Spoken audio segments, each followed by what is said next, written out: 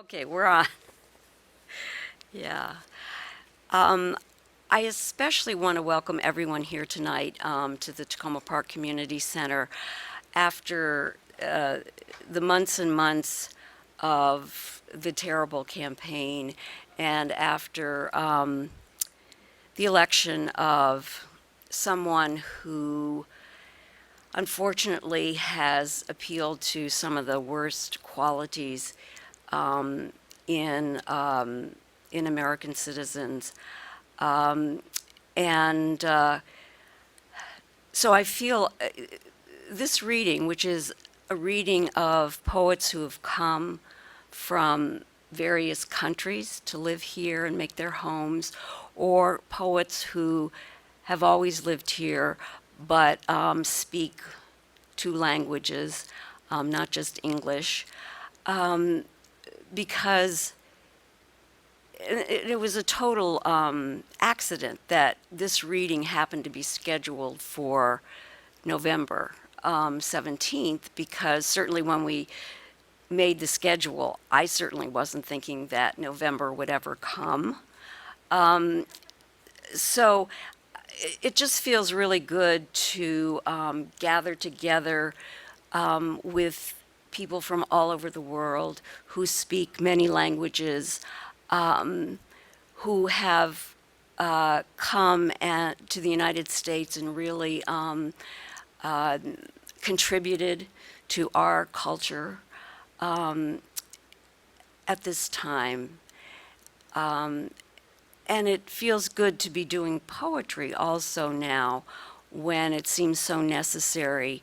The elements of poetry, which to me are generosity of heart, openness, and expansiveness, and also, diving down into the deepest reservoirs of our beings, our emotions, our lives as humans on this earth, to be here together, to hear from different voices.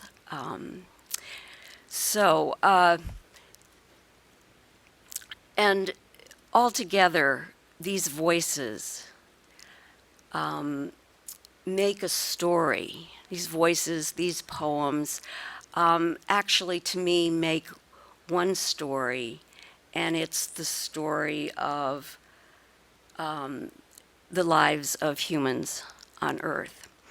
And this story begins in the Afar Triangle in Ethiopia, the Great Rift Valley, where the Earth is tearing itself apart, pushing Asia away from Africa, where some of the earliest fossils of Homo sapiens, our very own species, from 160,000 years ago, and even earlier ancestral footprints, originally set down in mud, dust, and ash, now set in stone, have been found. It continues there until about 100,000 years ago.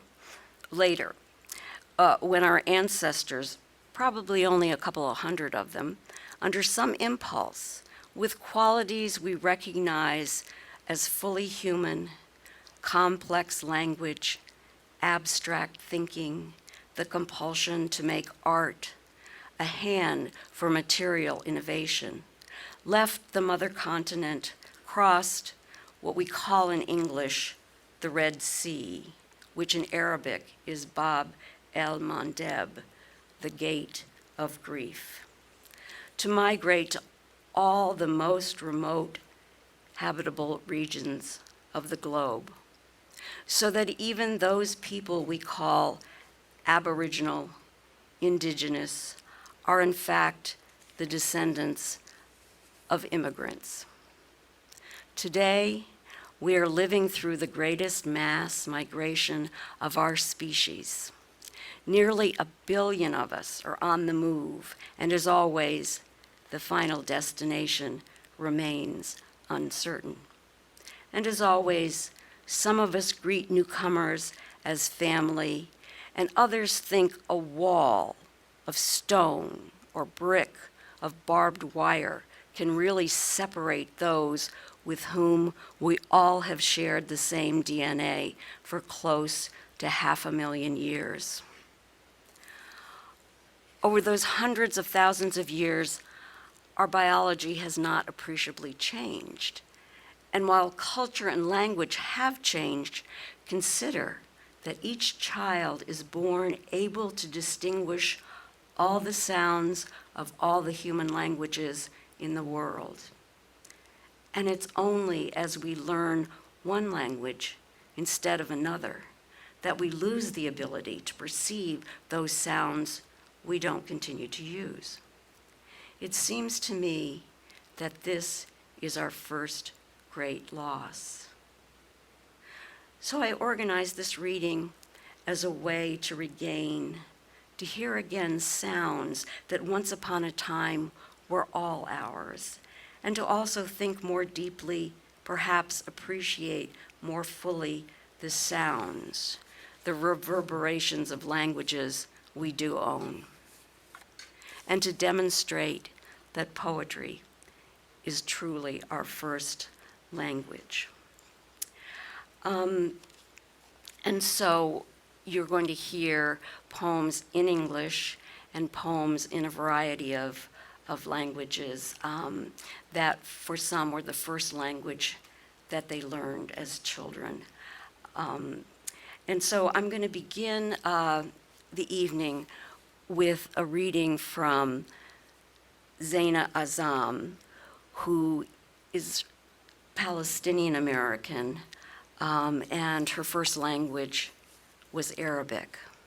And I asked each of the poets to talk about their relationship to the two languages that they speak. And so I'm going to take their voices, and so I'll speak first as Zaina. I wrote a poem years ago titled Speaking Arabic and English, it began. It's like knowing the world from right and left at the same time. Indeed, Arabic, my first language, inhabits a different part of my brain from English. It is written from right to left and has sounds that are vocalized way back in the throat. The letters themselves are pieces of art flowing up or down or sideways and ornamented with dots and flourishes. Nevertheless, I live seamlessly in the two languages, Arabic and English, and I am fascinated by their possibilities. At the same time, the simple act of speaking or reading Arabic has become so politicized that people are thrown off airplanes for doing it. To speak or write in Arabic becomes an act of solidarity with my compatriots, with a rich and poetic language, with Arab heritage and culture, with justice. This is the stuff of my writing too. My family migrated to the United States when I was 10 years old, so my proficiency in literary Arabic did not advance naturally. It wasn't until a few years ago that I took courses in literary Arabic, in Arabic literature and linguistics, fulfilling a personal goal to make literary Arabic my own. English, my second and stronger tongue, and the one that I also love, remains my preferred writing language. I have dabbled in translation with Arabic to English and sometimes use Arabic words in my poetry. I think of myself as navigating a two-way bridge between the two languages, with each side always splendid and meaningful. And now you get to hear Zaina in her own voice.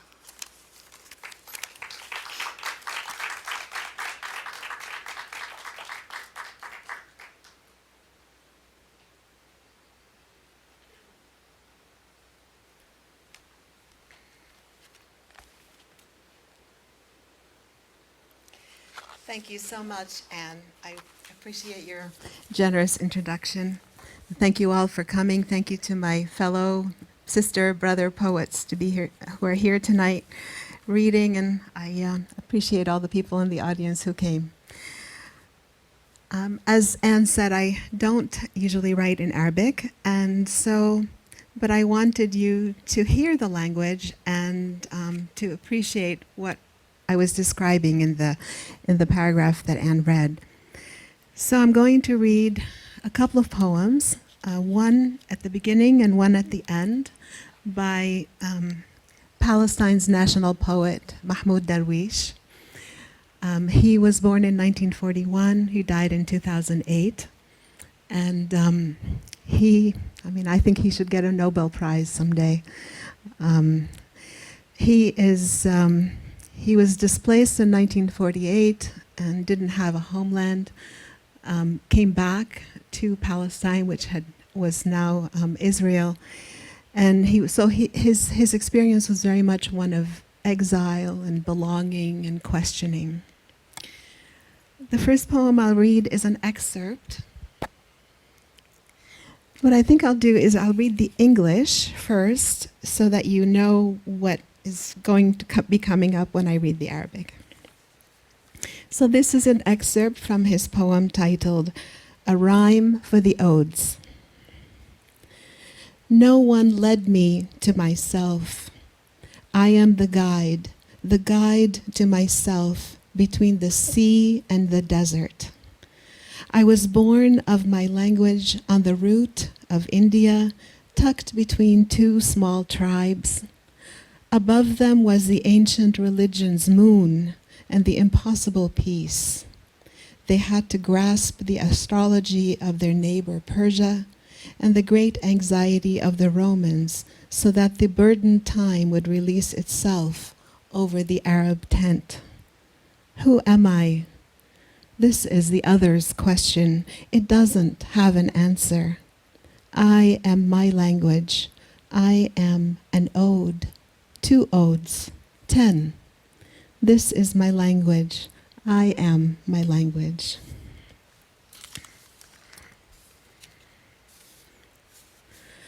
قافية من أجل المعلقات. ما دلني أحد علي. أنا الدليل إلي بين البحر والصحراء. من لغتي ولدت على طريق الهند بين قبيلتين صغيرتين عليهما قمر الديانات القديمة والسلام المستحيل وعليهما أن تحفظ فلك الجوار الفارسي وهاجس الروم الكبير ليهبط الزمن الثقيل عن خيمة العربي أكثر. من أنا؟ هذا سؤال الآخرين ولا جواب له. أنا لغتي أنا وأنا معلقتان 10. هذه لغتي. أنا لغتي. I am my language.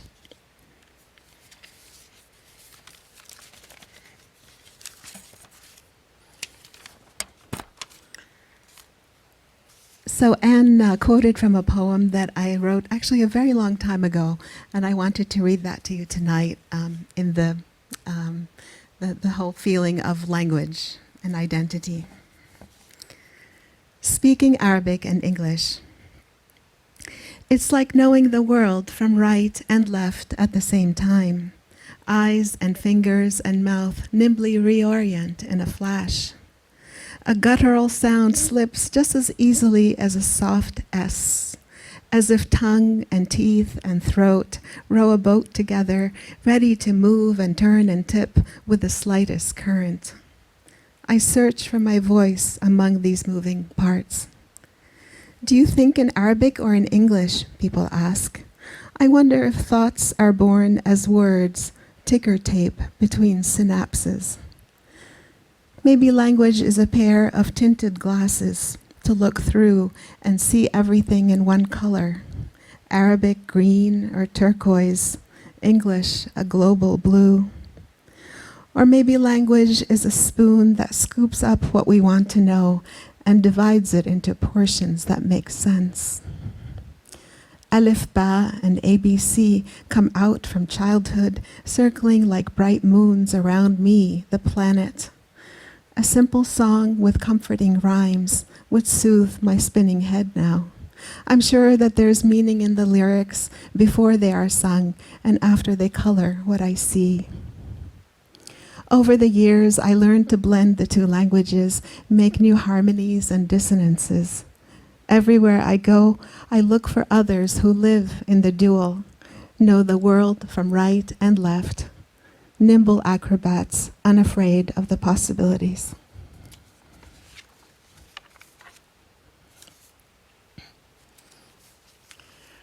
In the spirit of immigrants and refugees, I'll read a poem titled Immigrant.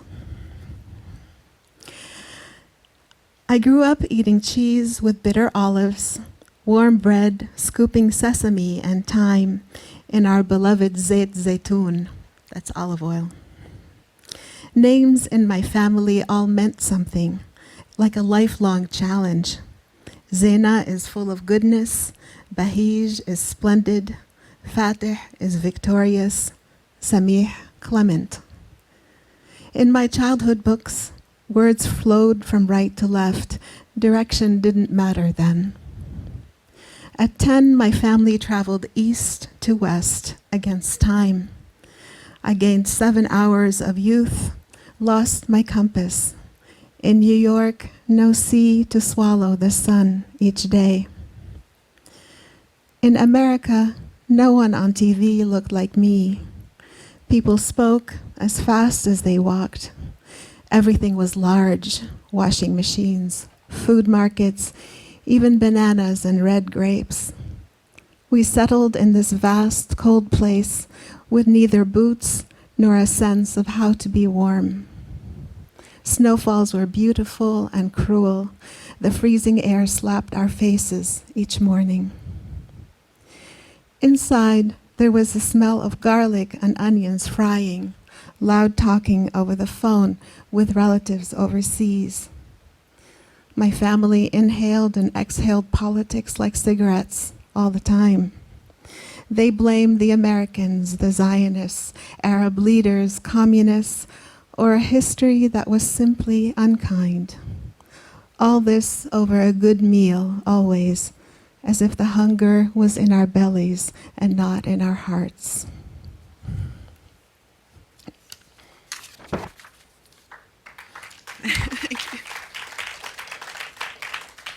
Is everybody hearing me well? Okay. So as you can see, I like to use food images in my poems. And I went to a workshop one time, an Arab American workshop about literature and writing and poetry, and there was a strong advice that we shouldn't be using food, that it's a tired metaphor. So I wrote this poem about food. The title is At the Workshop on Identity and Ethnicity. And by the way, in Arabic, baklava is baklawa, so I'm going to read it as baklawa. At the Workshop on Identity and Ethnicity. We are advised not to write anymore about tabbouleh and hummus, baba ghanoush, lemony grape leaves stuffed with rice and meat. Our culture is larger than the life of the chickpea from sprout to table, or the time that it takes to eat a bowl of minted yogurt, rolled cabbage with garlic cloves, stuffed baby squash. Mujaddara with caramelized onions is beyond the pale now. Let's not talk about eggplants and pine nuts or ground pistachios ornamenting baklawa in sweet syrup, orange blossom water in lemonade, cardamom-infused coffee. And should we mention the special foods served when a baby is born? A tooth appears, someone dies, the moon a thin crescent before Ramadan, Easter's arrival. A baklawa backlash is unfolding, and I am starved for metaphors. Thank you.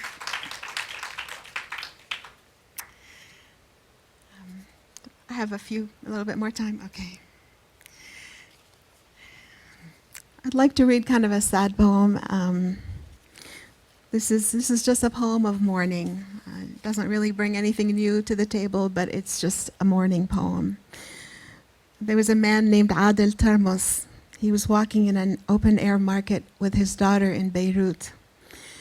And he saw a suicide bomber who detonated his bomb, and a bunch of people were killed. And then he saw a second suicide bomber. He left his daughter, he ran over, and he tackled the second one. And the bomb went off, not killing as many people as it could have, but of course it killed him.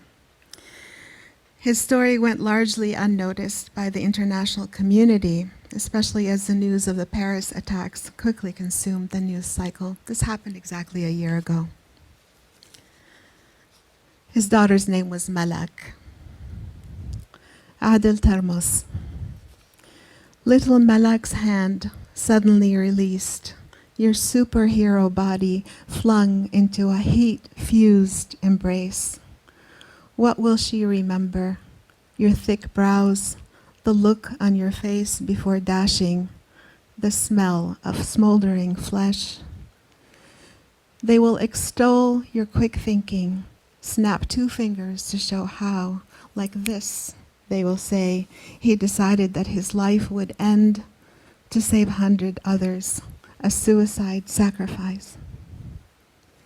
Newspaper clippings survive, your clothes in drawers, folded neatly, favorite foods remembered each Ramadan, each birthday.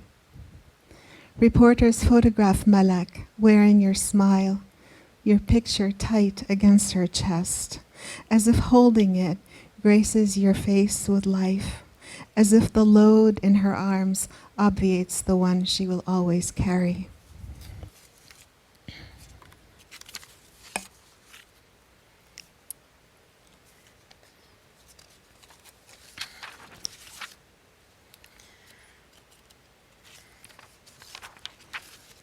My father passed away in 1999. He was an avid gardener and an avid reader. My father's hands, they were not large, but thick, fleshy workers in the garden, nursing eggplants and fennel, okra and chard, digging, tilling, weeding, turning the soil into an obliging host. Maybe that's what made his fingers rough in spots, or maybe it was the constant leafing through books, a loving lick and a flip-flap of the page in search of nuggets that would be turned over and over in his mind. After he died, I found bookmarks between pages, carefully pointing, like tags next to seedlings in the earth. These are the plants I hoped for. These are the ideas that made me grow.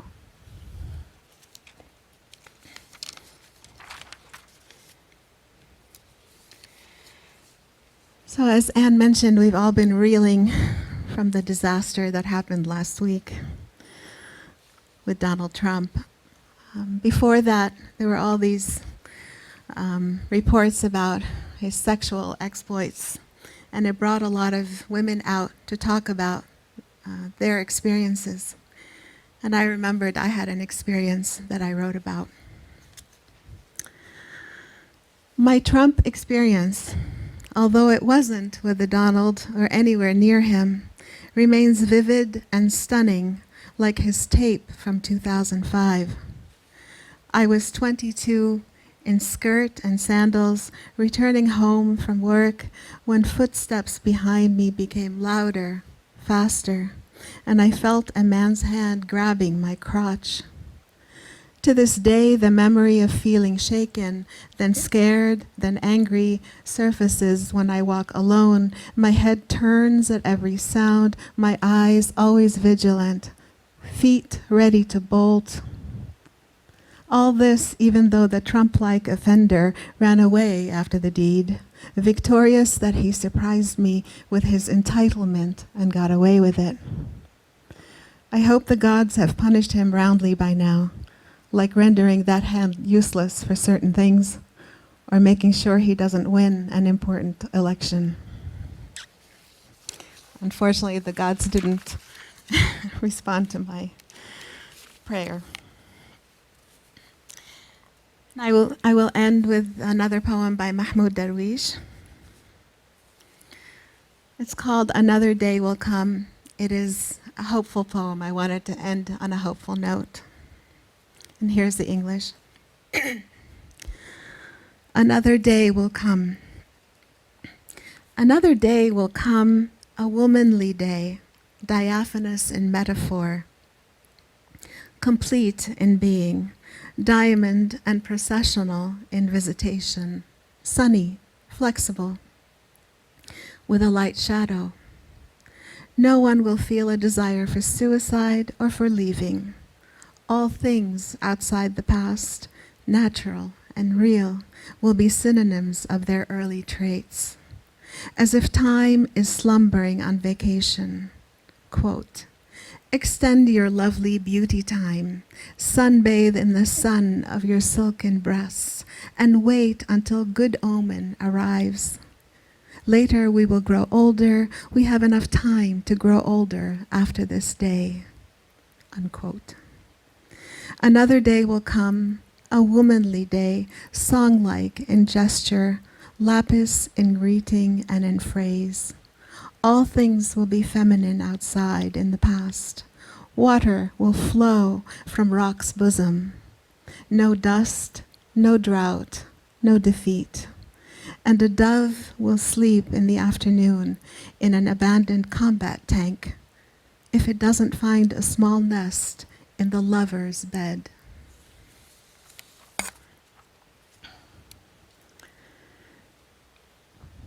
سيجيء يوم آخر.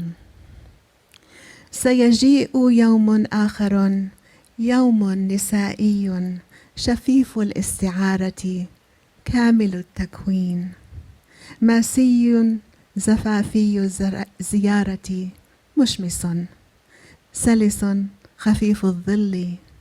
لا أحد يحس برغبة في الانتحار أو الرحيل، فكل شيء خارج الماضي طبيعي حقيقي رديف صفاته الأولى، كأن الوقت يرقد في إجازته.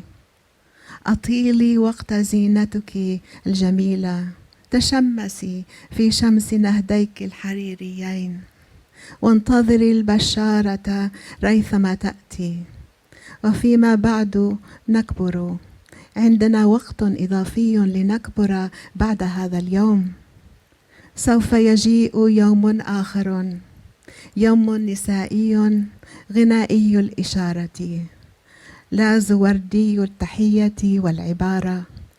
كل شيء أنثوي خارج الماضي، يسيل الماء من ضرع الحجارة، لا غبار ولا جفاف ولا خسارة. والحمام ينام بعد الظهر في دبابة مهجورة إن لم يجد عشا صغيرا في سرير العاشقين. Thank you.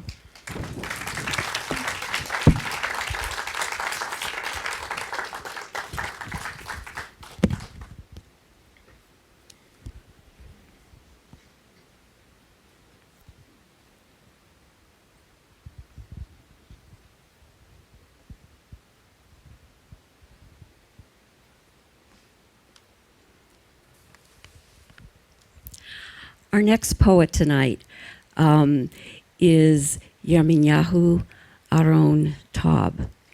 And so speaking in his voice now. The Yiddish language has been a crucial tool for my literary work. And again, the image of the bridge. As a bridge to the past and an enhancement of my literary and social present, Yiddish opens a vibrant linguistic plane full of texture, play, and reference. Yiddish is for me a place of primal connection, and for all its and my baggage, a source of strange comfort. Writing and reading in Yiddish also allows me to learn new Yiddish words and relearn forgotten ones. However, as much as Yiddish functions for me as a source of enrichment, it is also a sign of dislocation, a reminder of rupture and fragmentation. My familiarity with the language is tempered by an unavoidable distance, by its elusiveness and my own tentativeness in its pathways. Although I persevere in creating new work in Yiddish, idiomatic expressions, case and gender agreement, and prepositions continue to daunt despite years of usage. And a few words about how Yiddish figures in Aaron's writing process. I write in English first, then create a Yiddish version. But even when writing in English, I try to visualize the Yiddish, to keep it in mind, to think how the poem will sound in Yiddish. Changes in the Yiddish can result in changes in the English and vice versa, so that there is a constant back and forth dialogue between the two languages. In some cases, the versions of the poems do not feel exactly parallel. For example, there are certain sensibilities or moods, particularly in the religious realm, with words of Aramaic and Hebrew origin that can be instantly evoked in the Yiddish, but not in the English, without actually inserting the Yiddish words into the English version, which I often choose not to do. So let's welcome Yirmiyahu Aron Taub.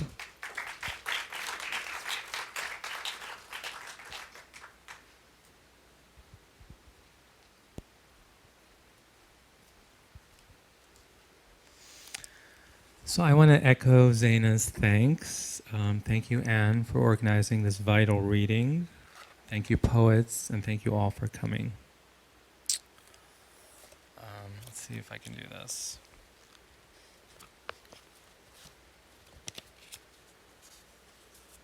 I'm going to begin with a poem on the immigration theme, and it's called Border Crossing, Corridor, 7:35 p.m.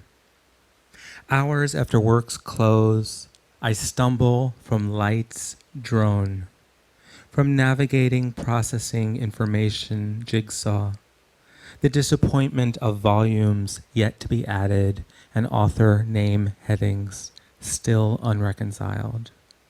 Past the cleaning lady in the hall, furrowed over the cart of industrial hygiene, bleach, mops, cleaners, suds, powders, soaps, toilet paper, paper towel, all things familiar yet rendered other on this epic scale.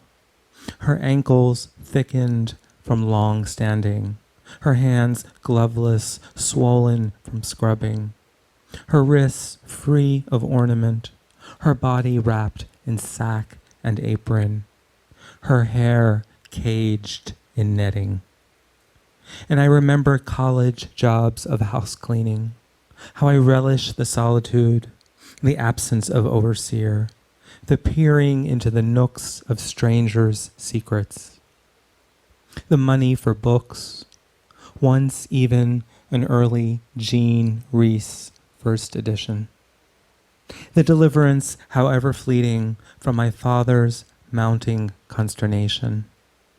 And think how different this is for her, these hours, days, years, stretching into endless, of scouring and wiping and rinsing the waste of these bookish others, of mine, this life in not quite shadow, but still the satisfaction, or perhaps something like it, the dignity resisting heroic in task completed, in the sparkle of these post-happy hour toilets, and the clean of this federal marble. And I wonder about origins, cracked earth, crowded rooms, the likelihood of instruction, and the terror of leaving love, and language, being nearly buried alive in car trunk, and hope for the kiss of a child, the embrace of a man or woman at dance, cavorting of tiger lily in kitchen window, chorus of cricket on the green, and the cheer of souls clapping in communion. As I sound my evening adieu, and am gladdened by her looking up at me, by her smile suddenly so radiant, by her clarity, and think, I have been all wrong, maybe, and step on yet unwashed tiles into elevator's arms.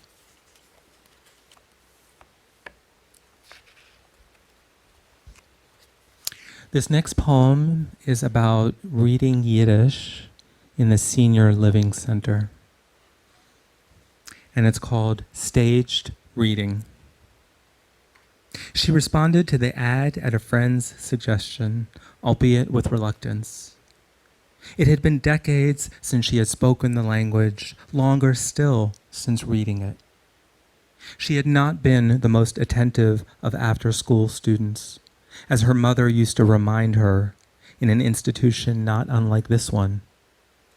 Dredging was the only verb for all of this, she thought. She made no effort to disguise her concern to the coordinator, who only pooh-poohed her. It's like riding a bike, she chuckled grimly. And then with greater candor, besides, it's able bodies we need here. The corridors, painted in beiges and taupes, failed to mitigate the occupants in various stages of disintegration. Nor could the games, the game shows, the flowers, the orderlies and pastels muffle the walkers, the canes, and buzz of the hearing aids. The television's too loud, the pills almost forgotten, the wigs askew. The paraphernalia of the past prime, the din of near death, she shivered. She placed her hand on the doorknob to his room. How ought his role be named? Charge? Listener? Readee? He sat in a wheelchair by the window, wisps of hair fluttering over dark glasses, wearing a gray Oxford shirt and black dress slacks.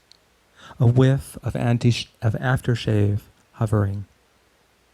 Someone had taken care. After introductions, she opened the volume from the right side. The letters neither exotic nor familiar. Dreading a tumult of emotion, she had not prepared for the reading. And yet the words tumbled forth, the vowels providing signage. She chose a classic monologue about a ne'er-do-well husband and his wife long suffering, given to juicy invective. A way of life closing.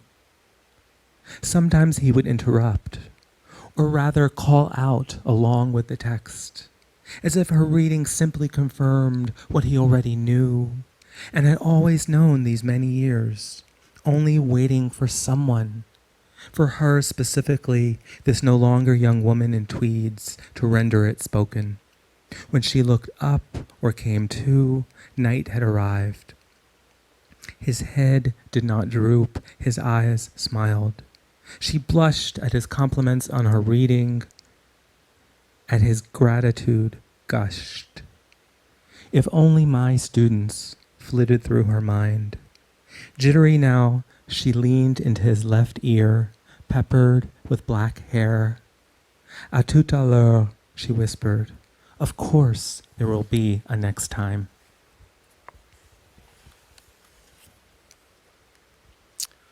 So this next poem, I think the title explains what it's all about.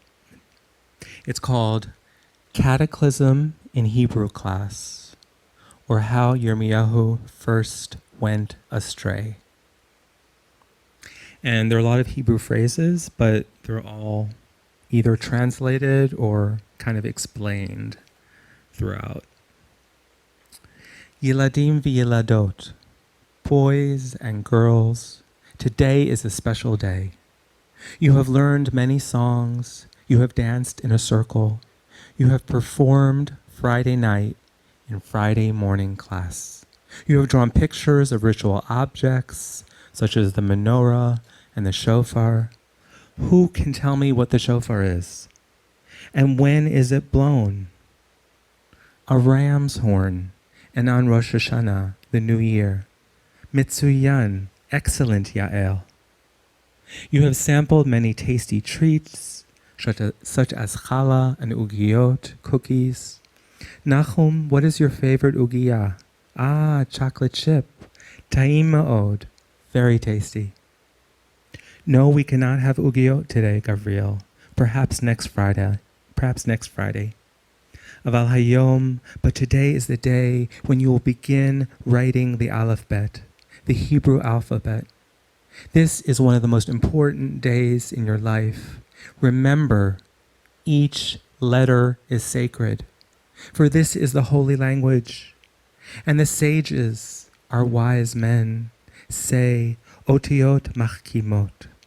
Letters enlighten, make you smart. Each letter will give you a key to the words of our people.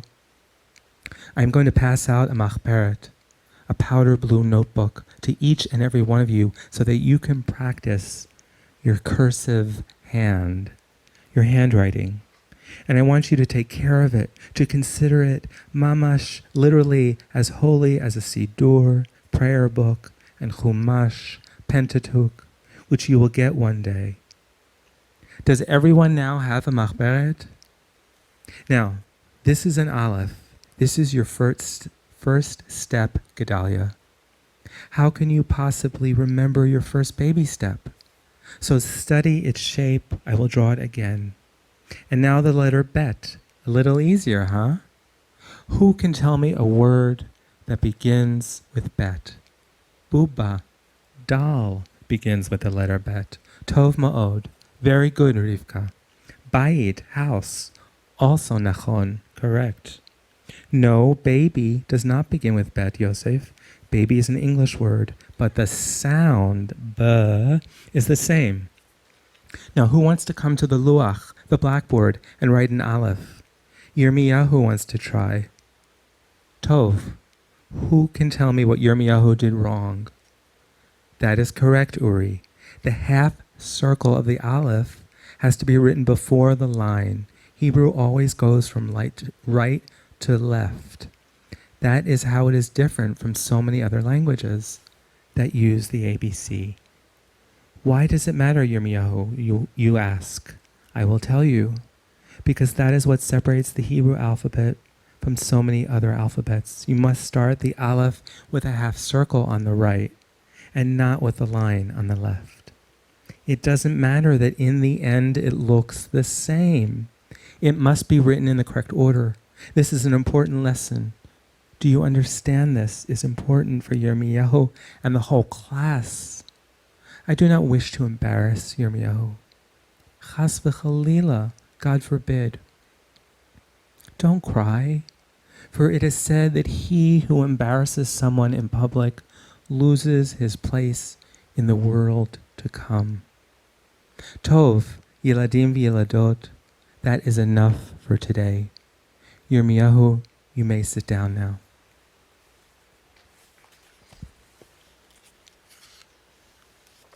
This next poem is kind of takes into account the classic adage about making lemonade out of lemons. And it's sort of about how to handle both externalized critical voices and then internalized ones. So it's called On Being a Minorities Poet. Your poems are too gay. Your poems are too universal. Your poems are too sexual. Your poems are too squeamish. Your poems are too Jewish. Your poems are too assimilationist. Your poems are too religious. Your poems are too worldly. Your poems are too Yiddishy. Your poems are too translated. Your poems are too accessible. Your poems are too elusive. Your poems are too ornate. Your poems are too austere. Your poems are too emotional. Your poems are too intellectual. Your poems are too political. Your poems are too decadent. Your poems are too scandalous. Your poems are too tame. Your poems are too self-absorbed. Your poems are too socially aware. Your poems are too heavy. Your poems are too blithe. Your poems are too flat. Your poems are too sparkly. Your poems are too narrative. Your poems are too character-driven. Your poems are too dialectic. Your poems are too polyphonic. Your poems are too dissonant. Your poems are too smooth. Your poems lack variety. Your poems lack cohesion. Your poems are too monochromatic. Your poems are too gaudy. Your poems are too old-fashioned. Your poems are too experimental. Your poems are too prosy. Your poems are too... No, what I really want to say is this. Have you considered writing short stories? Okay, and I'm going to end with 3 very short ones. And I'll read them both in English and Yiddish. And they're all numbered and not titled. So this is poem number 15. Young father and mother strolled slowly through the flowers. The thermometer factory was long in the distance, although silver dust still glittered on mother's cheeks. Father noted this as he took her face in his huge hands. The trees parted for them, silent witnesses to a woman on her way to danger. Junge Tante Mama haben spaziert per Melch durch die Blumen. Die Thermometerfabrik haben sie schon lang nicht gesehen. Chotsch silbern Stäub hat noch als gefinkelt auf der Mamas Backen. Also hat der Tate bemerkt, beschaß hat genommen ihr Ponym in seine riesige Hand. Die Bämer haben sich zerteilt zu Liebsee. Schweigende Geedes von Erfreu auf dem Weg zu Sakone. Number 29. The men in dark dresses and peach day lips crooned farewell. Their bangles chimed against the plague shovels. This boy had crowned November evenings. They lowered the box into insatiable earth. Out of sight, an old man whispered ancient words into the wind. Die Männer in dunkle Kleidlach und verschgetog Lippen haben sich Gesang gesegnet. Ihre Brasletten haben geklungen an gegen die Mageve Schuffeln. Der Bocher hat gekräunt Cheshven Oventen. Sie haben herabgelost dem Kasten in unsättigliche Erd. Michutz dem Augenreich hat ein alter Jid reingeschuschert uralte Wörter in Wind. And the last one, 74. And this is about reading Yiddish. 74. The small gray audiences grow smaller and grayer still. My words trip on rebellious hearing aids and spectacles askew, but they dance with dreams of revolution and the goose step of time. Sirens and car alarms accompany the group waltz. Our light flickers into the cosmos. Die kleine große Eulums wären noch kleiner und greuer. Meine Wörter fallen auf buntarische der herrlich und brillen krumme, aber sie tanzen mit Chaläumes von Revolution und dem Gänsentrott von Zeit. Sirenes und Autoalarms beleiten dem Gruppe Wals. Unser Licht zankt herein in den Kosmos. Thank you.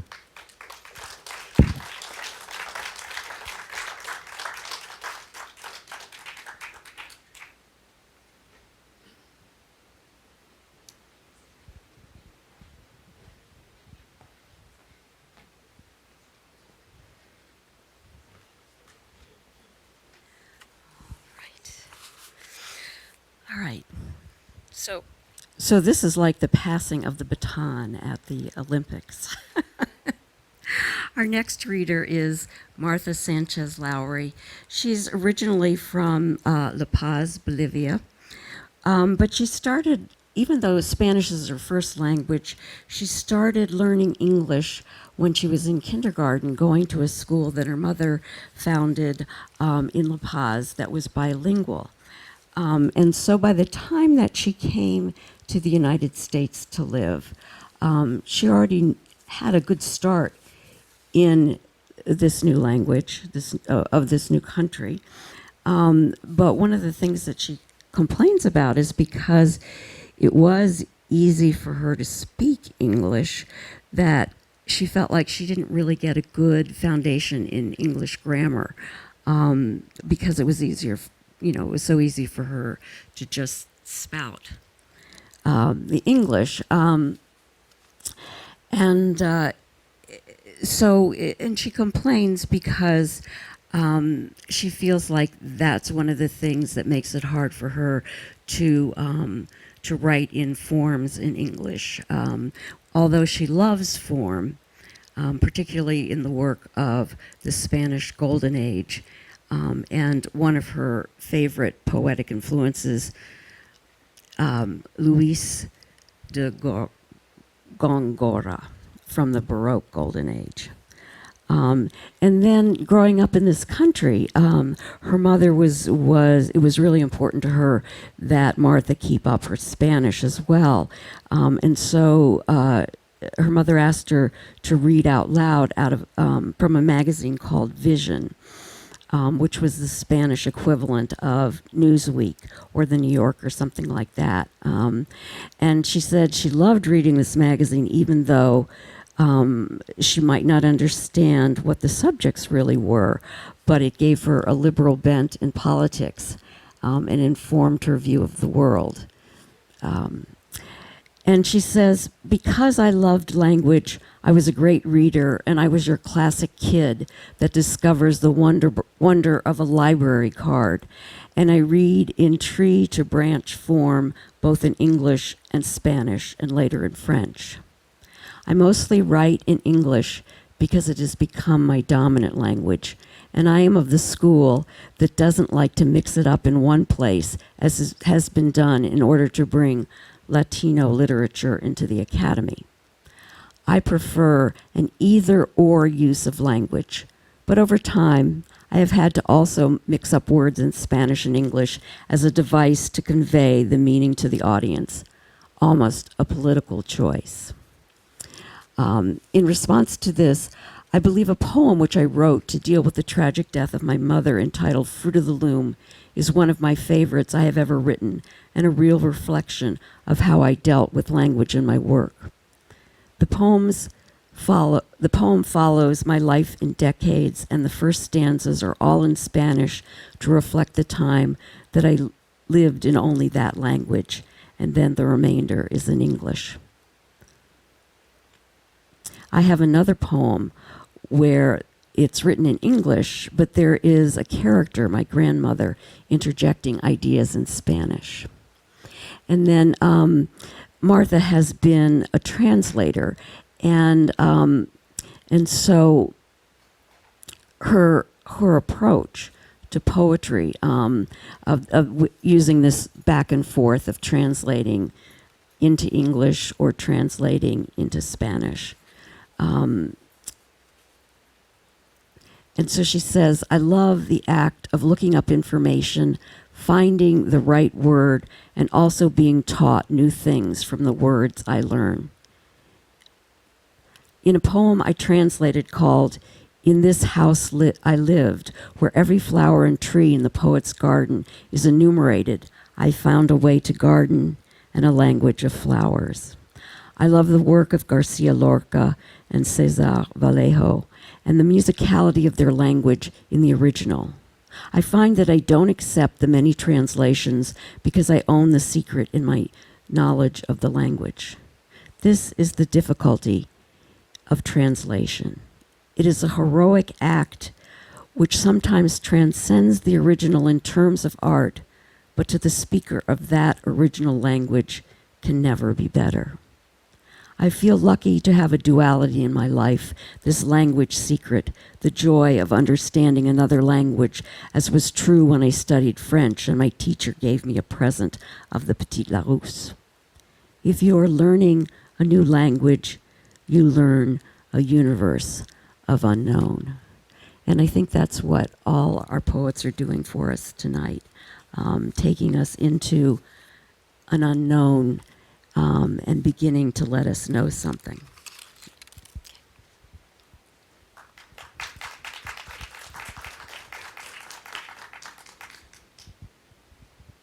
Thank you. Can everybody hear me? Yes, okay.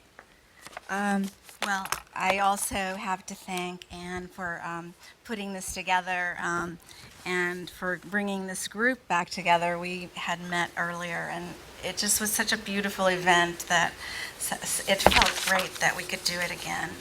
So thank you Takoma Park, for hosting us. And thank you all for coming to visit with us.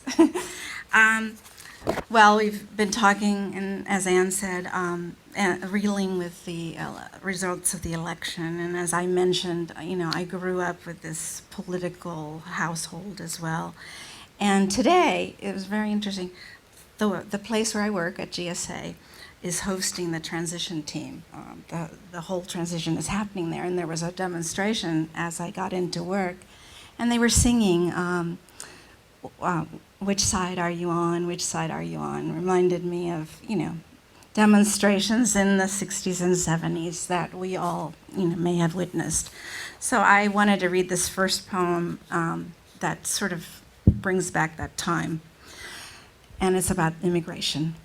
Walking an immigrant's Arlington. It's here we arrived with red-checked suitcases full of paintings and the Virgin. Art and faith survive it all. Alone, we survived that first unknown ice storm. I had only seen capping our Andes, more crystal than cold, our minds aflame because in those days they had made bonfires of the houses in the city, closed the bridges while intolerance exploded in the streets. Someone shot 3 great men in one historic blur. And we were now here, as people walked barefoot, for and against need, crossing those same bridges that had seen Lincoln review the troops that united north to south. Those bridges I had crossed, ever so slowly admiring the golden-winged horses on the edge of the afternoon, almost alive, guarding the city and the river. We lived near that sprinkling of white crosses, blocks and blocks of white interspersed with green, that place where we bear so generous a notion of freedom, and in front of a pawn shop, by derailed roads that had grown wild with weeds, old canal trails, and it never occurred to me to take my topaz cross or any other jewel to that pawn shop, nor to dream that I wouldn't always have that overgrown field to play in.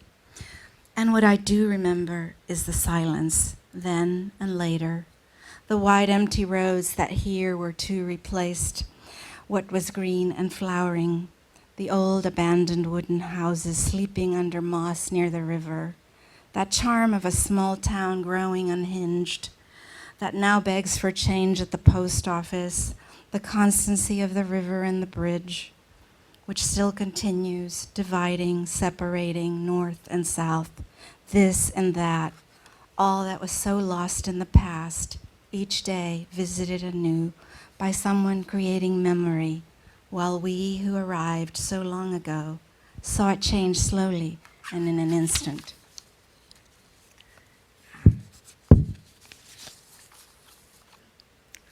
My next poem is also sort of, I wanted to just basically vent in my, about the election.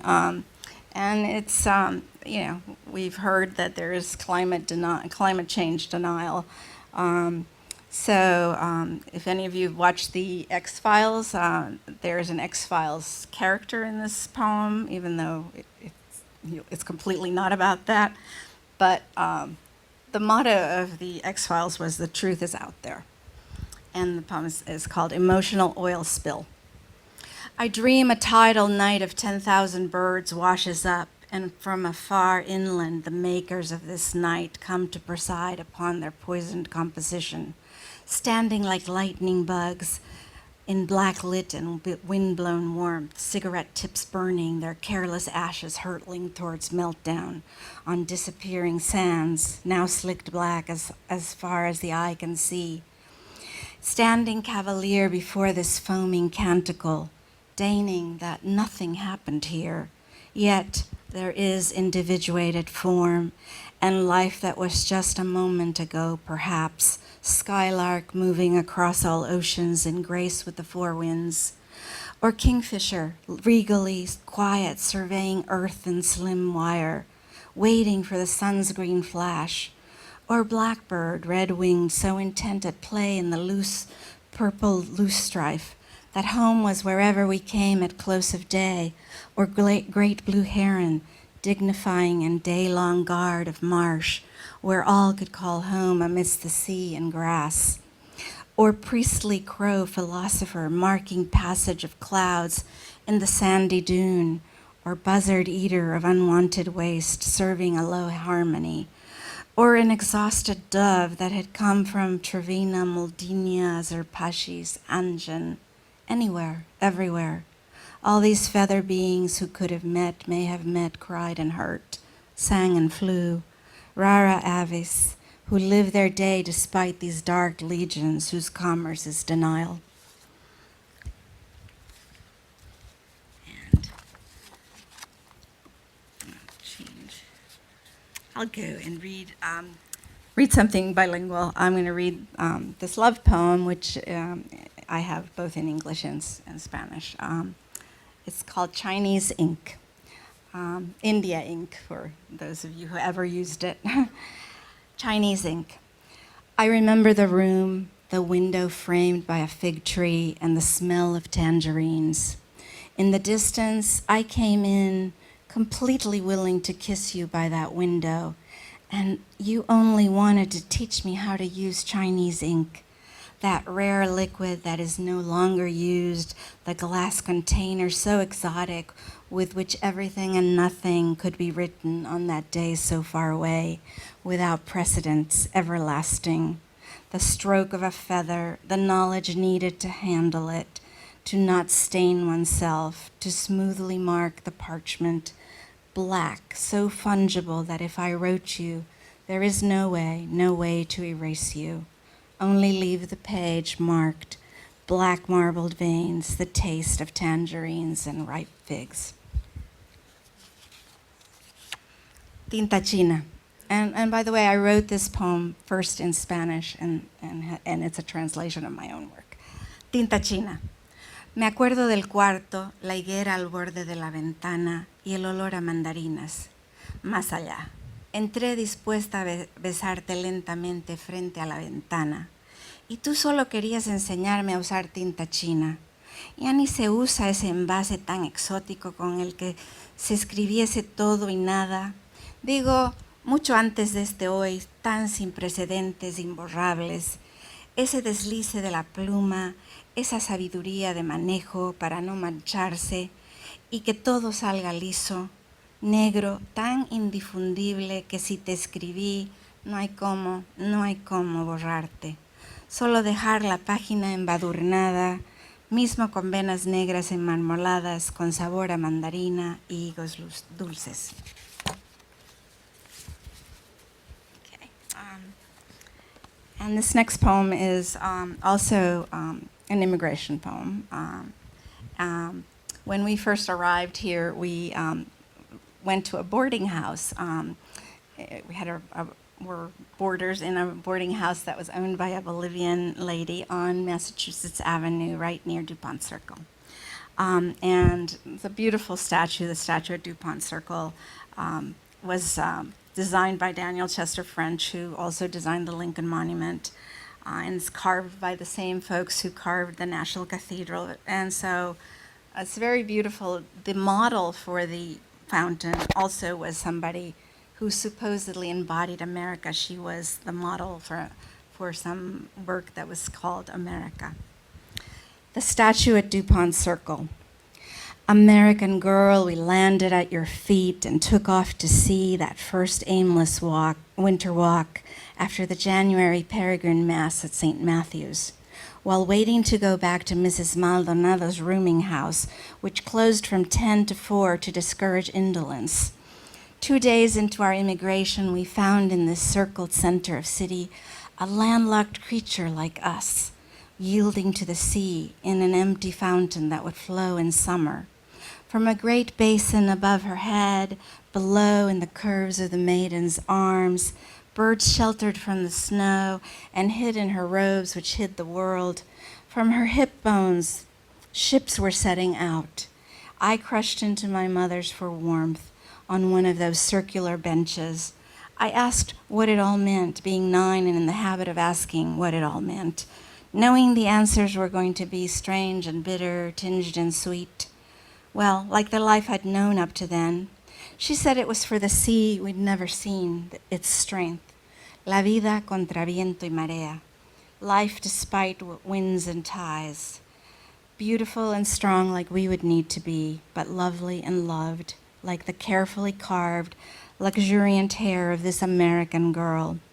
There were things that went unsaid and others not understood as we crossed back and forth that afternoon from the warmth of People's Drugstore across the circle, back to the dolphins navigating the globe at the feet of the girl, back to that American girl whose long hair obscured cloud and sky for now. Thanks.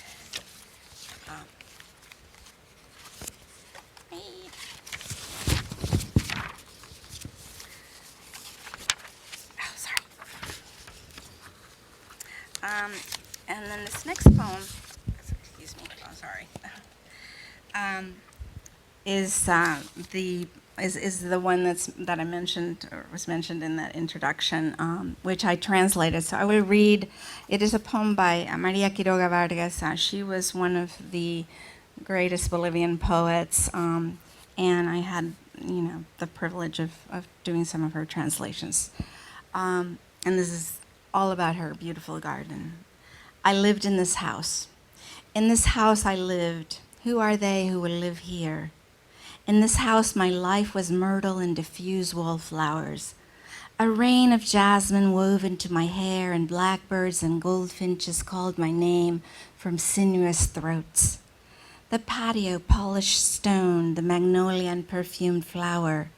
Chinese jasmine filigree resting on the veranda, making its way up to the second floor. The eaves welcomed migratory swallows. Mossy moss robed the walls velvet, and the curious sun peeked through the bower and entered the garden. Its old vine arbor, guayabero, orange grove, flowering almonds, peppermint, humble mallow, verbena, and lemon balm. In this house I lived. Who are they who will live here? Whose footsteps will tread your ground, this earth watered by the well of my emotions? Who will be conferred flowering blossoms of lemon, orange, peach, and plum? Who will be misted in dew before sunrise? Who will rest in the shade of the palm tree, of the avocado, of these giants that I had raised? What indifferent person will heed the clamor for the water of love? Who will understand your language of seed, flower, and fruit? With what voice, with what words will they sing like I sing to you, little swallow visitor? Will no one stop for a moment to contemplate your pirouettes, butterflies and golden pollen? Who will you dazzle? In this house I lived. Who are they who will live here? Yeah. Sorry, guys. The other thing about this poet is that she was an amazing feminist in the starting in the 20s, had her own magazine in the town of Cochabamba, which is at that time was very semi-rural. And she was also married and divorced to one of the great philosophers of the Bolivian Revolution, land reform movement, very important to Bolivia. En esta casa vivía. En esta casa vivía. ¿Quiénes vivirán aquí? En esta casa mi vida tuvo mirtos y alelís, una lluvia de jazmines entrelazaba en mi pelo, y los mirlos y jilgueros me llamaban por mi nombre, desde su acuosa garganta. El patio, piedra bruñida, la magnolia aroma en flor, jazmín chino filigrana apoyando en la baranda. Camino al segundo piso, los aleros hospederos de golondrinas viajeras. Musgo, musgoso vestían los muros de terciopelo, y el sol entre en la ramada, curioso entraba al jardín. Viejo parral, guayabero, naranjal, almendro en flor, hierbabuena, malva humilde, fino cedrón, toronjil. En esta casa vivía, ¿quiénes vivirán aquí? ¿Qué pies pisarán tu tierra, tierra regada con agua, brotada de mi emoción? El limonero, el naranjo, el duraznero, el ciruelo, su azar, ¿quién le darán? ¿Quién recibirá el rocío antes de nacer el sol? ¿Quién reposará a la sombra de la palmera, el paltero, los gigantes que yo crié? ¿Qué indiferente persona acudirá a tu clamor, pidiendo agua de amor? ¿Quién entenderá tu idioma de fruto, semilla y flor? ¿Con qué voz, con qué palabras, como yo te cantará? Golondrinita viajera, al contemplar tus piruetas, ninguno se detendrá, mariposas, polen de oro, a quienes deslumbrarán. En esta casa vivía, ¿quiénes vivirán aquí? And you can see how many beautiful flowers I have to plant in my garden now. How much time? One more? Okay, well then, one more. This is a poem that I was well,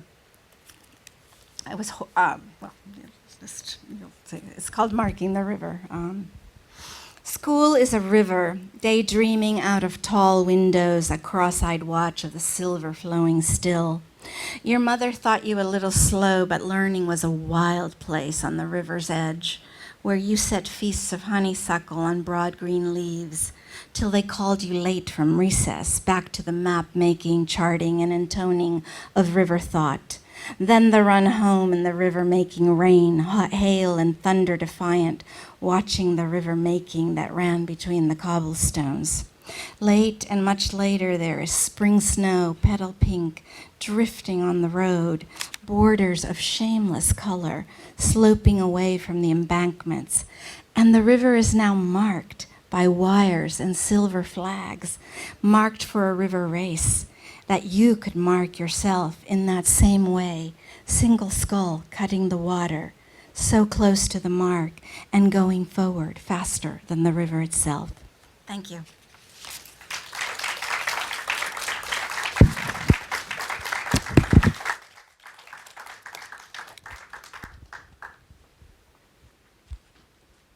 Hand off the baton.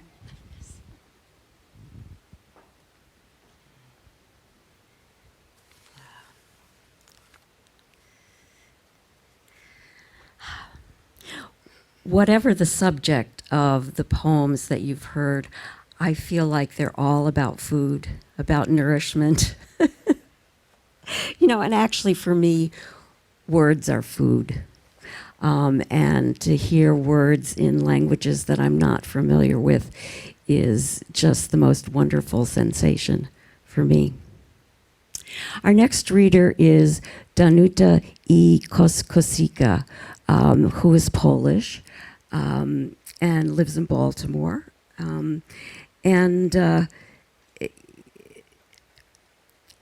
Recently, she and her husband had made a trip back to Poland and have now come back to the States.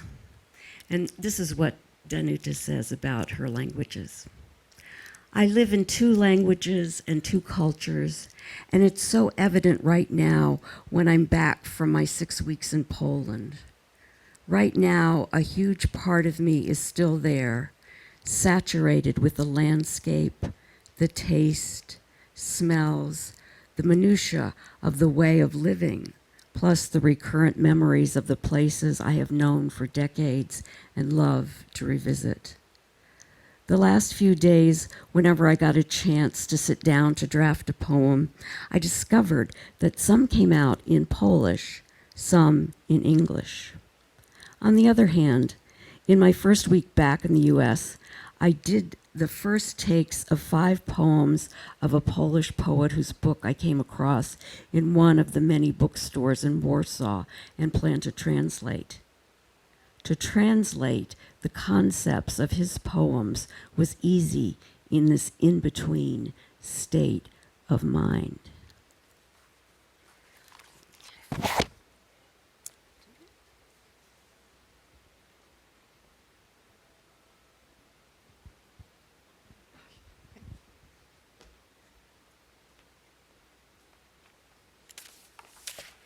Thank you, Anne, and good evening to everybody. It's really nice to be here together, although it's late. It's my bedtime, so I hope I just...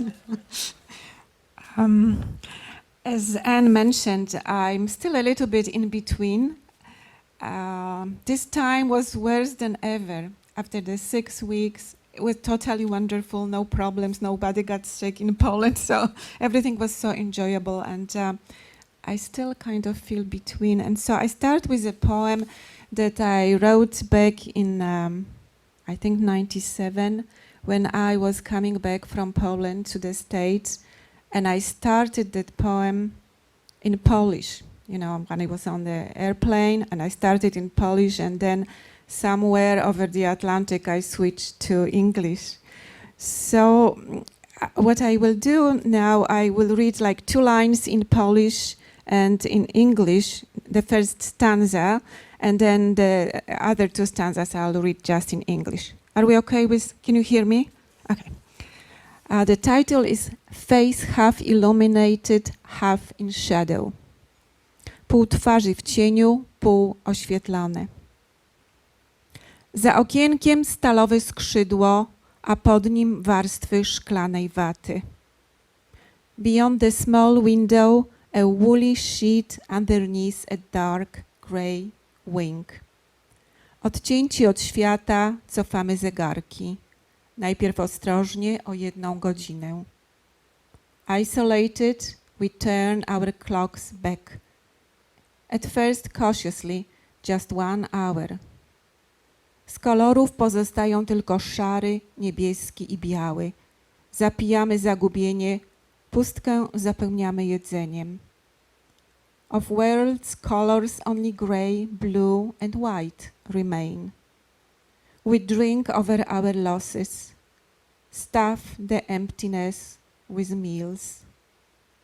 Gdy po raz drugi, śmielej, cofamy zegarki, małe chmurki nabierają rumieńców. Zaczynamy wierzyć w naszą władzę nad czasem. When we bravely turn our clocks back again, the smaller clouds blush. We begin to believe in our power over time. Lecz o 14 nad oślepiającą bielą pojawia się księżyc. Wyrastają i rozpadają się góry. But at 2 p.m. above the white, blinding vastness, the moon turns up. Below, the mountains rise, ice fields crack. Tea time. A scone with clotted cream. I unpack the spoon. Months of heavy cream frosting float by. Needles on my window pane spell beware. 1 more hour left. The passengers debate whether it's 6 a.m. or 6 p.m. In Warsaw, concealed by heaven, my parents sleep at 12 a.m. On I-95 in Maryland, at 6 p.m., my husband and son are nearing the place where I will touch the earth. So, thank you. So that's the kind of feeling when you are bilingual, bicultural, and live in two countries, really, because for the past several years we go to Poland every year to spend time with my mom and to be in Poland. And that actually led to translating between the two languages. I do translate poems from Polish into English, and I did that for my mother, who is a poet, Lidia Kosk. She lives in Poland, as I mentioned, and so I have 2 books of hers with my translations. And I also translated English poets, mostly the 3 Maryland poet laureates, Linda Pastan, Josephine Jacobson, and Lucille Clifton, and that was published in Poland.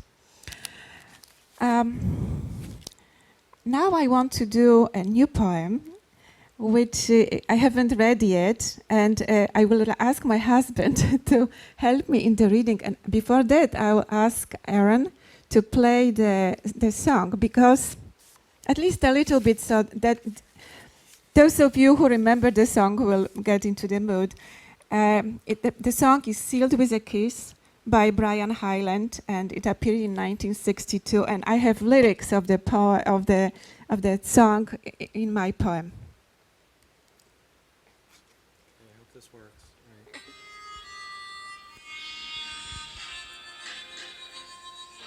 So do you remember the? Good. So we are in the mood. She didn't know the song. That's fine. You don't want to part with it. Are we done? Yeah. Okay. Thank you so very much. Okay, and it's called Leaving Home.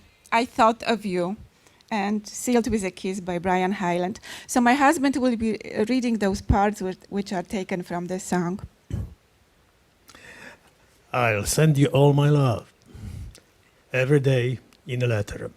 You said and played the song over and over in those last days of June 1980. Though we've got to say goodbye, I arrived in the USA all aglow, in time for Picasso's retrospective in New York at MoMA, a whole room for Guernica, and for the independence celebration in San Francisco, sparkling multicolor flowers over American city skyscrapers across the bay, watched in a paradise garden with hummingbirds. The first letter arrived at my rental apartment in the city, 20 minutes walk to the university, first floor, no phone. Addressed in your careful, ornate penmanship, adorned with radiant Polish stamps, plants and animals, my favorite. sealed with a kiss. The postman beamed at my golden locks, flowery frock, my happiness. We couldn't Make a pledge to meet in September. because you were denied the passport. Just wait the 2 years until your wife returns, was the explanation. The radio at the little corner store, Broderick and Sutter, played the Bee Gees, sometimes news. I heard about the Gdańsk shipyard strikes, the September agreement signed by the government, Lech Wałęsa, Solidarność, loosening the grip. You were allowed to visit me in capitalist America. Passport, visa, airplane tickets, 2 months leave of absence from your office, English lessons on fast track. I'll see you in the sunlight. In December with my friends, Hanka on the postdoctoral fellowship like me, and Bob calling from the lab, I met you at the airport. Midnight omelets with avocado, Bob's specialty. Mary, my Russian landlady, placed a basket of fruit and sweets at our door. Welcome to America. Thank you. Thank you. So I guess I changed the order. I meant it in a different order, but I will just go with the next poem, which follows that situation. This is from my book that was a winner of the 5th Clarinda Harris Poetry Prize. This is a national contest. And what's in this poem, it's happening in December 1981, which is December 13 was the day martial law was imposed. So as you heard, I arrived here in June, end of June 1980, but then here it says what happened and why we actually stayed in America instead of going back home after my 2 years of the fellowship. The main character is a friend of mine, also a scientist, who had his return ticket to Poland after 2 years on exactly December 13. Sunday like no other, Baltimore, 1981. 3rd floor, left, first door. He opens, smiling white. She is early. His suitcases line the wall. He hasn't heard. He doesn't know. She steps over the threshold. You can't go home. This morning the general in his dark shades declared martial law. His green eyes. His impeccable manners from old Europe. But Sarah, you will take me to the airport, right? Her car radio repeats the world news. Martial law in Poland. No travel allowed. Phones disconnected. Tanks in the streets. Solidarność band. Curfew at 20:00. At the airport, he presents his return ticket to Warsaw. His will be the last flight. Don't go into that darkness, she repeats in her head. The call for boarding. His green eyes. Head high, he walks toward the exit. Her arm lifts and waves. The door shuts. And I will finish with one of my translations. It's from this book, Face Half Illuminated, of which the first poem I have read in the beginning, and the book actually got the title from that poem I read. And it's a very unique book, I would say, because what I did here, I have my poems and the poems of my mother in my translations. And having so many poems to choose from, I could choose the ones that talk to each other. They weren't written that way, but that's what's happening in the book. And also I have two mini essays. One explains how I became a poet. I mean, by education, I'm a scientist. That's how I came to this country. I got my PhD in biochemistry, and then I came for 2 years of the postdoctoral fellowship with a fellowship from Muscular Dystrophy Association. See, it's late for me. I'm sorry. What did I say? Okay. So the other essay gives my take on translations, how I understand the art of translating, because there are so many approaches, and I'm talking about the one I'm taking. And so what I will do, I will read a short poem of my mother, Lydia Kosk, and my translation of this poem. And then I will read my own poem that talks to this poem, you know, just the way I meant it to be a conversation. And again, I will do this not every 2 lines, but because these are short stanzas, so I will do one stanza in English and Polish. The title is A Chance, szansa in Polish. A chance to live, I need like air, human kindness, space, color and fragrance of the world. Szansa. Do życia jak powietrze potrzebna mi międzyludzka życzliwość, przestrzeń, barwy i zapachy świata. I ran away from jarring noise, mustiness, damaging anger. Muszę uciekać przed zgiełkiem, stęchlizną, niszczącą złością. As long as there is a place for my return, I have a chance. Dopóki jest dokąd wracać, istnieje szansa. So now in my poem, titled Poetry Dialogue, Szansa, I have included 4 lines from my mom's poem. And that dialogue of poetry dialogue, so is the dialogue between the two of us, but it's also, it refers to an event that took place in 2000.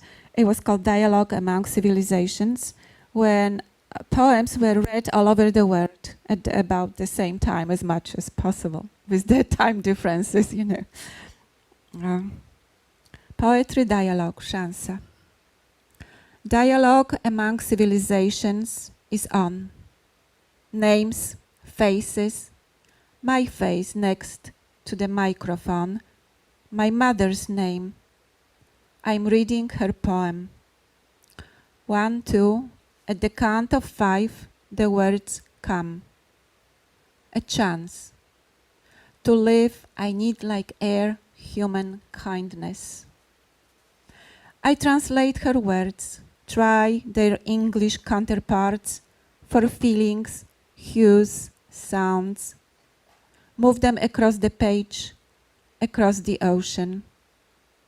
In my poems, I go to the USA, Mexico, Sri Lanka, Poland. A girl dancing in a swirl of globes. I am tasting her verses and mine. In the tongue she gave me, in the space of a chance, szansa. Thank you very much.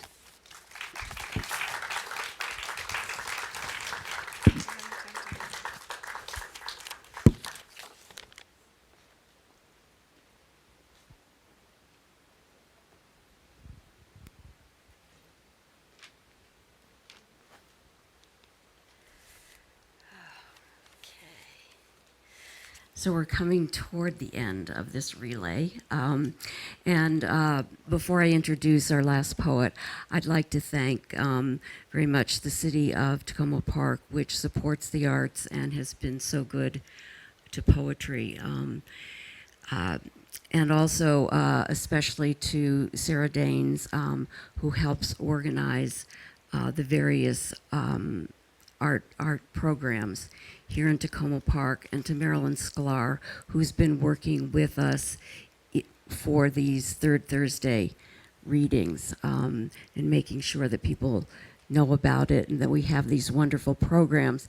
And I'll tell you, the programs are up here, and if you haven't gotten one, they're beautiful, but also what I didn't do was really give any bio of any of the poets, but their bios are in there so you can find out more about them as people. And sometimes there's, I think maybe they have a website or something that you can find out more about their writing as well. And I'd also like to mention that the next reading in the Third Thursday series, which will be December 15th, is an open reading, and so everyone is invited to come and share a poem with us for that reading. And so our last poet is Konstantin Kulikov, who actually, for part of the time, grew up in this area, although he's originally from Russia. And this is what Konstantin says about his relationships to his languages. My relationship to languages is a weight I cannot push away. In one of my most recent poems, I write of my childhood in England after Russia, a poet dizzied by the bilingual, burdened by the weight of sprouting word wings, because it was never sense, but the singing of light that changes me. Living in Russia, England, and multiple regions in the US, never staying in one place for more than 6 years, for me, language was a complicated weight because of my wandering life. This was the weight of confusion, assimilation, and difficulty at school being pulled apart in multiple discourses. I felt propelled into visual arts, magic, percussion, filmmaking. Having moved to the US and in high school, I was always charged by Russian poets, especially Mayakovsky, Ezenin, and Joseph Brodsky, relating to their musicality and the intensity of their reading. This was intensity I inherited from my father as orator, Soviet pastor, and I brought it to the page. However, as immigrant who experienced othering, my general stance of seeking U.S. assimilation and distance from Russia persisted. I felt Russian would be useless to me. It was not until I came to New York, finding a new side of myself with Russian patience as chaplain intern, as well as the urgings of poet David Rosenberg, that I began to reclaim my Russian American identity across the board, especially the neglected Russian side. From then on, I emphasized the Russian transliteration of my name, launching a Russian language page on my website, writing my translators in Russian. What was the difficulty of language through the spirituality of the imagination became the light of my calling. So welcome, Konstantin Kulikov.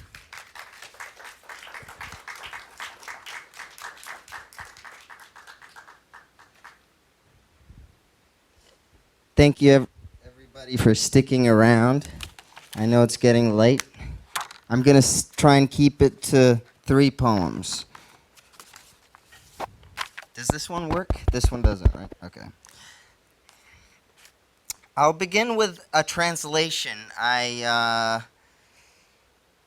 A translation of Yesenin, who to me were the poets who showed that poetry can move people, that poetry can move you and can move other people. And it's that performative quality that I inherited with my father and that was in the Silver Age poets and later in the Stadium poets that stuck with me. This one's called One Joy I Have Left, and I'll begin in Russian. Мне осталась одна забава, пальцы в рот и веселый свист. Прокатилась дурная слава, что похабник я и скандалист. Ах, какая смешная потеря! Много в жизни смешных потерь. Стыдно мне, что я в Бога верил. Горько мне, что не верю теперь. Золотые далекие дали все сжигает житейская мреть. И похабничал я, и скандалил для того, чтобы ярче гореть. Дар поэта ласкать и корябать, рукавая на нем печать. Розу белую с черною жабой я хотел на земле повенчать. Пусть не сладились, пусть не сбылись эти помыслы розовых дней, но коль черти в душе гнездились, значит, ангелы жили в ней. Вот за эти веселые мути, отправляясь с ней в край иной, я хочу попросить минуте, просить тех, кто будут со мной, чтоб за все грехи мои тяжкие, за неверие в благодать, положили меня в русской рубашке под иконами умирать.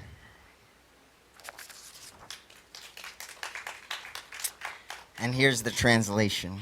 This is my personal translation. One joy I have left, 2 fingers in my mouth, and a cheerful shrill swept by has the mad notoriety. I'm a pig and a babbler for the thrill. Oh, what a funny loss. In life, there are many funny losses. I'm ashamed that I believed in God. I am bitter that I still don't believe. Golden distant destinations. Oh, how the everyday scorches everything. And yes, I was demeaning and disgusting, just to shine a little brighter. The poet lives to embrace and destroy. Thus is destiny's seal. On this earth, a white rose and a black toad is all that I wanted to wed. Let it be. Let it be, it didn't come. Let it be, it didn't birth these thoughts of pinkish days.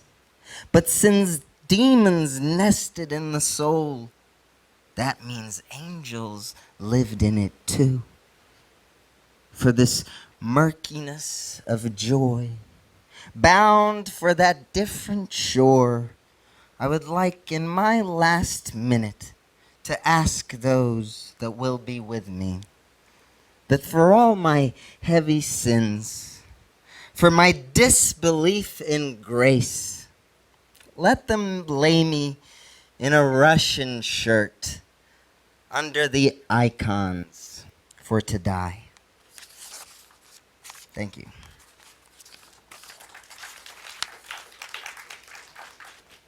This is a newer piece. I'll get it out of the way. It's the freshest piece that I've written. And it's called Discourses on Eros. Rio San Juan, Dominican Republic. An infinite tinkling of wires, the nighttime ritual, bodies open under heavy moon, monster faces staring from the green mountains, night-dimmed sea water pulling us in, feet thudding loose on whispered sand, the stone hotel's glow, an orchestra of sparks on drunken waves. Yes, this is the saltwater mixing of the spiritual and sexual, the barely touching your sun-blackened areolas, the hair full of stories and wax-thick valor, the lips pulling me in, blossoming, to return to the waters, to enter you, to create our most fullest and bodily art, crooning lamentations. Yes, bodies hurting in tenderness, the wires dissolving to water, because I have drunk from beauty's purest spring, and to bottle it, to raise demands, is to dry its sources. Sex symbols. Kim Kardashian pulling curvy, tightened fashion strings in the cell phone gaze of millions. A body geometric, brazenly sexual perfection. She's much more rich, family-centered, pornographic. Not Monroe's name change from Norma, factory worker turned Hollywood star, elegant actress and suicidal, white dress fluttering above political and sexual greats. They are sex icons, imaginative. Yes, and are they not in Freudian time the shimmering mermaids, the sailors imaged at sea, red speckled on white or blue, shapely and unreachable in their motherly seas and loneliness, glistening mermaids.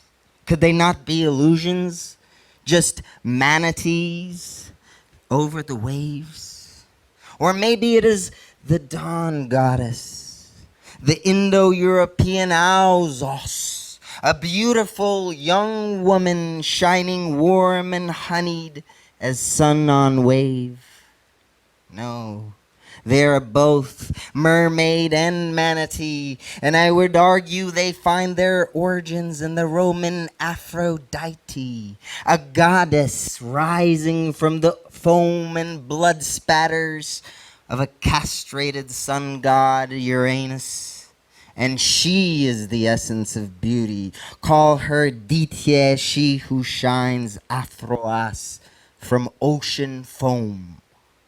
Yes, yes, she shines like Auzos, like the dawn goddess, and gods, like all women, are respected, venerated, a reflection of the one, the infinite wires, breathtakingly venerated, like the solitary morning walk, where thirsty for peace, you drink from beauty's purest faucet, and to bottle it, to place it into human time, is to forever violate it.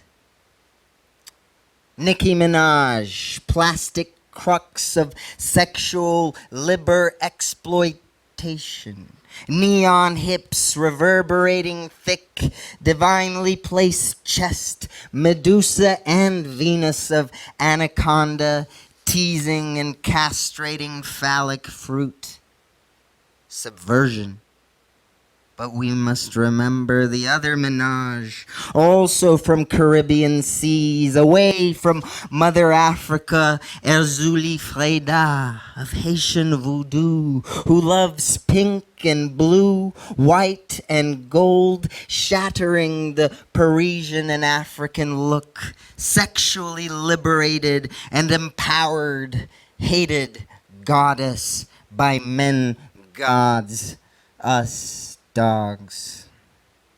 Yes, she is both coquettish and a loi, sacred, a venerated spirit representing love.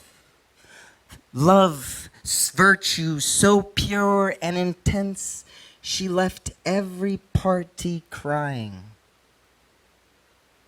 The exuberant faces, the eyes of coffee bean, the figures of sun-fed fruit. They are flowers along the sidewalks of monogamy. Yes, you are right. They hold their space, never repressed but appreciated, giving them up towards the glory of God, but dispelling patriarchy in every turn, dispelling our power. The only true voyage, the only bath in the fountain of youth would be not to visit strange lands, but to possess other eyes. Marcel Proust. Because writing these words, I know what I know. It is in my body and where my spirit moves me. For this morning when I meet you, you are the honey dawn in our shower of ocean. Your lips, your chin, a jug of broken clay to tenderness. Black skirt to gesture of ripening thigh. Yes, I will taste of your waters, and it tastes of Auzos. Too fast the passions fail the imagination. Love is a purple fire, dangerous but source of life energy, where you drink from beauty's purest faucet, and to bottle it, to make demands upon it, is to ruin it. Let this be ink on the waters of desire itself. If you are breathing and alive, no matter what has happened or what you have done, you are an icon, the image of God. Every name I give, Auzos, Kim, Monroe, Erzuli, you are here, like nature, cyclic, below us, a fertile mythopoesis, our icon, Nastasis, candle flickering, the African, the indigenous, the Moldovan, and Russian, the all in our all. Thank you. That was a love poem. This is the final one. It's called Distances, and it's me making sense of empire, making sense of the fate of my parents in a place that would not see their humanity because of their religion, and coming to the United States, a place that has secured religious liberty, but a place that is Egypt for so many people in America. Distances. Exiting the hospital tower, turning from the terror of blood work and shots.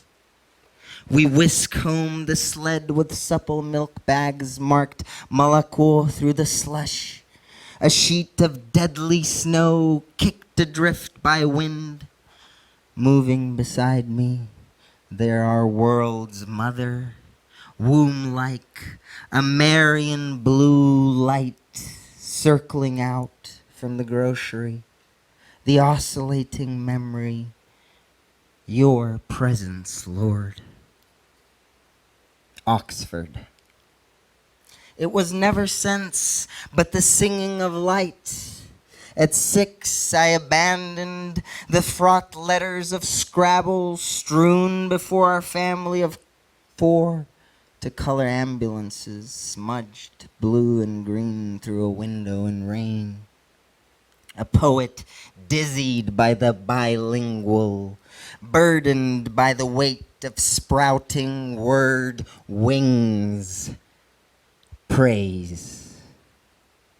And my father, Oxford educated, returning with us to Russia, not a penny but indebtedness writ to his leg. This was the long winter brutalized homeland, tipping over from KGB and socialism to the new oligarchs and oprichniks. But in my village of birth, there were mud roads blanketed in snow, hot baths in the quiet, and the oratory of courage filling the churches, a grandfather smuggling scriptures into a prison cell, and a father setting up plays at a base in Vladivostok, waking with money in his chest. He is holy, they said. Selah. New York. To inherit the opulence, to inherit the progress of empire, is to inherit the weight of the underbelly, richly textured, the toil of black and brown bodies, exploited, abandoned, pressed against walls, jailed, killed, invisibilized, but resisting with raised fist. Here, to be born is to find a foot shifting in the geography of color and class, othered by immigrant Russianness, privileged by male whiteness, where bullets are not new to graze her Brooklyn projects, and where, reaching your voicemail, I'll call your trendy uptown office and you call back, "Dear Wolf, they aren't shocked that you called, but by the weekly fact of gunshots." Now, stretched by digital distances, disfigured by time's compromise. I walk Manhattan Island, haunted by flashes of fatherhood and decay, thirsty for power and fame. At home, I light tree and inhale, my hand pressed to the heat of your thigh. And they, for a moment, felt the truth, and for that moment came into the world, and like most of the rest of us in the world, they were actually crying. Oklahoma enters the third world, Amiri Baraka. And where is the continuity? What word, what image will string the Marian blue songs of innocence to Baraka's money dick slavery of experience? The thrown us into the world, a torn heart pain to be carried into the night. The secret silence, outshining all brilliance with the intensity of their darkness. Dionysius the Areopagite.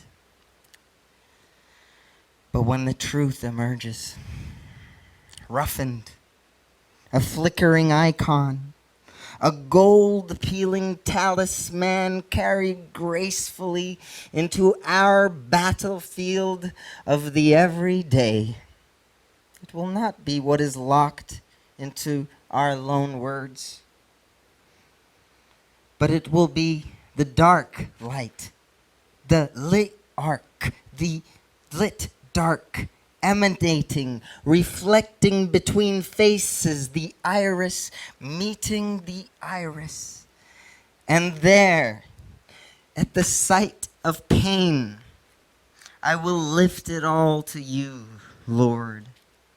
This is to the Soviets who violated my kin and the Marxism that graces my way. This is to the capitalists that exploit our poor and the religious liberty that grants my family home. I lift it all, the image of God roughened but irrevocable in us. The Marian blue light circling out, and in the light, the darkness. Thank you.